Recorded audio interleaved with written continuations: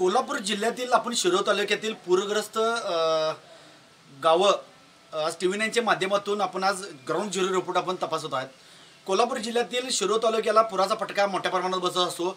कोल्हापूर आणि सांगली जिल्ह्याला कृष्णा आणि पंचगंगा आणि वारणा या नद्यांचा फटका पूर्ण गावांना बसतो। जवळजवळ 6-6 किलोमीटर ह्या नद्या आपलं पात्र सोडून जातात, त्यामुळे गावं 100% बाधित होतात।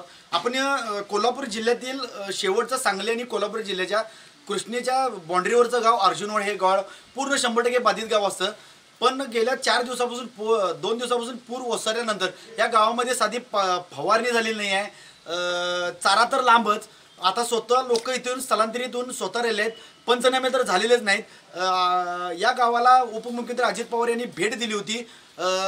या शिरोळ तालुक्याचे आमदार आणि आरोग्यमंत्री असताना सुद्धा इथला आरोग्य प्रश्न गंभीर बनलेला आहे। फवारणी नाही झाली, त्यामुळे बाकीचे साथीचे रुग्ण उद्भवलेले आपल्यावर अर्जुनवाड गावातील इथं काही शेतकरी त्यांच्याशी जाणून घेऊया की काय सांगाल तुमच्या अर्जुनवाड गावामध्ये पूरग्रस्त पूर ओसरला आहे, अजित पवार येऊन गेलेले आहेत आणि शासनाने तुम्हाला आतापर्यंत काय मदत केली 2 दिवसामध्ये? शासनाने काही एक सध्या आता तरी काही एक सुद्धा म्हणजे ज्या 19 साली ज्यावेळी पूर आला त्यावेळी भाजप सरकारने जी मदत केली होती त्या तशी जी मदत आहे अजून या राष्ट्रवादी शिवसेनेचे सरकार यांच्याने काही सुद्धा अजून मदत उपलब्ध झाली। तसं विचार केला आज आजच्या घडीला जर विचार केला तर भाजप सरकार सध्या मदतीच्या बाबतीत एक नंबर सध्या अग्रेसर ठरलेला आहे। आणि त्या काळी ज्यावेळी लोक बाहेर होते त्या टायमाला त्यांनी बाहेर असताना 5,000 रुपये त्यांनी रोख खर्चासाठी दिले होते आणि ज्यावेळी घरी आले त्यावेळी 10,000 त्यांच्या खात्यावर जमा झाले होते। आणि घरी आल्याला त्यांनी गावात प्रथमतः आरोग्याची फवारणी चालू केली, पाण्याची बॉटल व्यवस्था चालू केल्या, लाईट व्यवस्था चालू केली। त्यामुळे भाजप सरकार आता सध्या दृष्टीनं एक नंबर ठरलेला आहे।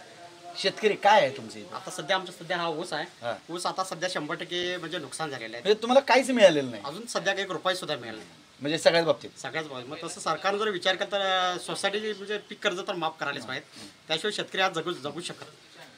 इथले अर्जुनवाडचे स्थानिक शेतकरी होते, त्यांनी सांगितलेलं आहे की भाजप सरकार 2019 साली महापूर आला होता, त्यावेळेला या महापुरामध्ये आम्हाला सगळी मदत मिळाली होती। पण आता या महाविकास आघाडी सरकारचं काही अजून मिळालेलं नाही आम्हाला। आपल्यावर अजून काही या गावचे शेतकरी उपसरपंच आहेत, त्यांच्याशी जाणून घे काय सांगाल तुमच्या गावची अवस्था? या ठिकाणी पुरानंतरची विस्थापित सगळी मंडळी आमची जवळजवळ गावात एक 100-200 तरुण गावामध्ये होते, बाकीची सगळीच मंडळी सगळे जनावरं ही सगळी त्या ठिकाणी बाहेर होती। पण ज्या वेळेला खरोखर मदतीची गरज होती म्हणजे साधे वैरणीच्या चाऱ्याची एखादी पेंडीसुद्धा त्या ठिकाणी बाहेर असताना मिळत नव्हती आणि शेतकऱ्यांना कोणाकडून विकत आणायचं म्हटलं तर तेही त्या ठिकाणी बाहेर असताना मिळालं नाही। म्हणजे एका बाजूला या ठिकाणी सन्माननीय उपमुख्यमंत्र्यांनी दौरा केला, या ठिकाणी सर्व कारखानदारांना सांगितलं की ऊसाची किंवा चाऱ्याची सर्वांना त्या ठिकाणी व्यवस्था करा, पण ही व्यवस्था कुठंच त्या ठिकाणी अगदी गवताच्या काड्याची व्यवस्था कुठे होताना दिसली नाही। त्यामुळं एवढी गरज असताना, एवढा अतोनात लोक संकटात असताना, शेतकरी शेतीचं नुकसान होत असताना, हे सगळं डोळ्यासमोर बघत असताना हतबल होऊन सगळेजण त्या ठिकाणी राहिले आणि स्वतःच्या हिमतीवरती म्हणावं लागेल, कारण हा शिरोळ तालुका आता स्वतःच्या हिमतीवरतीच त्या ठिकाणी आपल्या स्वतःच्या घरी पोचायला लागला आहे। घरी पोचल्यानंतर पिण्याच्या पाण्यापासून तर इतर व्यवस्था, फवारणीची व्यवस्थासाठी सुद्धा ग्रामपंचायती तालुक्यातल्या सगळ्या आता ग्रामपंचायतीला जवळजवळ या स्वच्छतेसाठी, कारण 2019ला विविध संस्था असतील शासन स्तरावरून या ठिकाणी मुंबई महानगरपालिकेची टीम दाखल झाली होती, पुणे महानगरपालिकेची टीम दाखल झाली होती, पण या ठिकाणी ग्रामपंचायतींच्या वरती खऱ्या अर्थानं एवढा मोठा ताण आहे की ग्रामपंचायतींना अगोदरच ग्रामपंचायती कोरोनाच्या संकटात लढत आहेत। त्याचबरोबर आता हे महापूर सातत्यानं म्हणजे शिरोळ तालुका येणाऱ्या काळामध्ये भुईसपाट होण्याच्या मार्गावर असताना ग्रामपंचायतींनी सुद्धा गावच्या सरपंचांनी, उपसरपंचांनी, पदाधिकाऱ्यांनी काय करावं आणि लोकांना काय त्या ठिकाणी सांगावं, ही लोकांची मनस्थिती अतिशय हलाखीची बनलेली आहे। तरी तुम्ही हे सगळे या ठिकाणी आमची नोंद घेण्यासाठी आलाय आणि शासन दरबारी आमच्या अर्जुनवाड गावच्या वतीनं हे शासन दरबारी तुमच्या TV9च्या माध्यमातून तुम्ही सुद्धा पोहोचवण्यासाठी आलाय। आमची व्यथा वेदना तुम्ही त्या ठिकाणी सरकार दरबारी मांडून किमान त्यांना तरी जागा यावी आणि स्थानिक या ठिकाणचे मंत्री महोदय असतील यांनी त्या ठिकाणी लक्ष घालून या तालुक्याला परत एकदा ऊर्जित अवस्था आणण्यासाठी तात्काळ प्रयत्न करावेत। मगाशीच बोलताना 19चा जो महापूर होता, अतिशय चांगल्या पद्धतीची मदत त्या ठिकाणी आम्हाला मिळाली होती। आताच पडझडीची जी घरं होती त्या ठिकाणी त्यावेळेला 95,100 रुपये मिळाले होते आणि तोपर्यंत ज्यांना राहण्यासाठी घर नव्हतं ते घरभाडं म्हणून त्यावेळेला 25,000ची मदत मिळाली होती। तात्काळ ज्या वेळेला लोक गावामध्ये आले त्यावेळेला 5,000 रुपयाची मदत आम्हाला मिळाली होती आणि परतची मदत लगेच खात्यावरती मिळाली होती. जनावरांच्यासाठी चाऱ्याच्या व्यवस्थेसाठी 60 रुपयांनी, लहान जनावराला 40 रुपये. त्या काळात भाजपच्या काळात तुम्हाला पूर्ण मदत मिळाली अतिशय चांगल्या पद्धतीची आम्हाला मदत मिळाली आणि ती मदत ह्या महाविकास आघाडी सरकारला तुम्हाला मिळत नाही. आरोप आहे आणि मिळणं गरजेचे. आपल्यावर बघितलं तर इथले शेतकऱ्यांचा उद्रेक मोठ्या प्रमाणात आहे. आपल्यावर इथल्या शेतकरी मावशी आहेत त्यांची चर्चा करू की काय सांगाल, तुमचं गाव पूर्ण बाधित आहे? पूर्ण पाण्यातच होतं गावाचं. गेल्या वेळेला कशी मदत मिळाली होती पुराला? त्यावेळेला जरा थोडी बात मिळाली, खरं आता मिळालीच नाही. काय किती दिवस गाव पाण्यात होतं? 4 दिवस. 4. आता घरी परत येऊन किती दिवस झाले? आम्ही 5-6 दिवस झाले. तुमच्या डोळ्यात अश्रू अनावर झाले नाहीत? तुमचं घर पूर शेतीत होतं, शेती पाण्यात होती, कुटुंब पाण्यात होतं. काय सांगलं, काय मिळालं तुम्हाला या राज्य सरकारकडनं?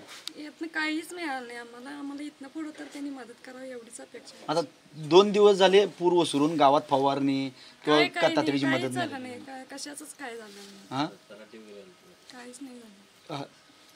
म्हणजे काय अपेक्षा आहेत राज्य सरकारकडनं? त्यांनी काय करावं? त्यांनी लई नाही थोडंफार तर पोरांचं, शिक्षणांचं, जनावरांचं हे सगळं नुकसान झालेलं, थोडीफार घरं नुकसान झालेली भरून द्यावं एवढंच आमच्यात. गेल्याला 2019 साली तुम्हाला मदत मिळाली होती? थोडीफार मिळाली ती, थोडी नाही. पण ह्यावेळेला पण मिळालं नाही. नाहीच. आपण जर बघितलं तर ह्या माऊलीच्या अश्रू अनावर झालेत, कारण की प्रत्येकालाच महापूर येतो जातो पण मदत मिळते. 2019 सालीला मदत मिळाली होती पण यावेळेला अजून काय मिळालं? आपल्यावर काही शेतकरी अजून आहेत की त्यांचे जाणून घे की नेमकं काय सांगा थोडक्यात. आम्हाला या पूरबाधितमध्ये जे प्रचंड मोठ्या प्रमाणात नागरिकांची गैरसोय झाली आणि 100% गाव बाधित असताना तलाठी, तहसीलदार, BDO यांनी सगळ्यांनी गावातील लोकांना रात्री 12 नंतर हाकलून काढलं आणि आता मदत द्यायच्या वेळेला मात्र सगळेजण हात वर करत बसल्यात. गाव 100% बाधित असल्यामुळं 100% लोकांना पूरग्रस्त अनुदान असू दे, घर भाड्यात असू दे किंवा इतर पडझडीचे रकमा, शेतीचे पंचनामे, ह्या सगळ्या 100% रकमा अर्जुनवाडला मिळायला पाहिजेत अशी आमची अपेक्षा आहे. गेल्या सरकारनं काय मदत केली होती आणि ह्या सरकारनं अजून काय? गेल्या सरकारनं बऱ्यापैकी चांगली मदत आम्हाला अर्जंट दिली होती पण ह्या सरकारमध्ये नुसते दौरे चालू आहेत आणि दौऱ्याच्या व्यतिरिक्त मदतीचं काय अजून दिसत नाही. रोज 5-5, 6-6 मंत्री, मुख्यमंत्री आणि इतर मंत्री सगळे दौरे करतात पण हातात काय पडायची लक्षणं दिसत नाहीत. काल कोल्हापूर जिल्ह्याच्या दौऱ्यावर मुख्यमंत्री आले, आम्ही पॅकेज घोषित करणारे आमचं सरकार नाही म्हणले. मग काय सांगाल मुख्यमंत्र्यांना? पॅकेज बी नाही, मदत बी नाही, अशातला प्रकार आहे. नुसतं बोलून पोट भरत नाही, तर प्रत्यक्षात मदत आली पाहिजे आणि सहानुभूतीनं कुणाचा जीव जगत नाही. योग्य ती कारवाई झाली पाहिजे आणि ह्यांनी जरी किती कारवाई करतो म्हटले तर ह्यांचं प्रशासन एकदम जड आहे. हे काय कारवाई करून पूरग्रस्तांना दिलासा देईल अशी काय वाटत नाही. बघूया काय होतंय आता ते. आपल्याबरोबर अर्जुनवाडचे शेतकरी होते, त्यांचे आपण व्यथा जाणून घेतलेले आहेत की बोलून काम होत नाही, प्रत्यक्षात काम केलं पाहिजे. तुम्ही पॅकेज द्या, मदत द्या, पण लवकर द्या. अर्जुनवाडची सत्य परिस्थिती आपण आपल्या TV9च्या माध्यमातून शेतकऱ्यांसमोर प्रशासनामध्ये तरी राज्य सरकारने याकडे गांभीर्याने लक्ष देऊन लवकरात लवकर इथला निर्णय घ्यावा. जे मुख्यमंत्री दौरे करतात त्यांनी दौरे नुसता न करता याकडे लक्ष द्यावं. इचलकरंजी अर्जुनवाड शिरोसह साईनाथ जाधव, TV9 मराठी.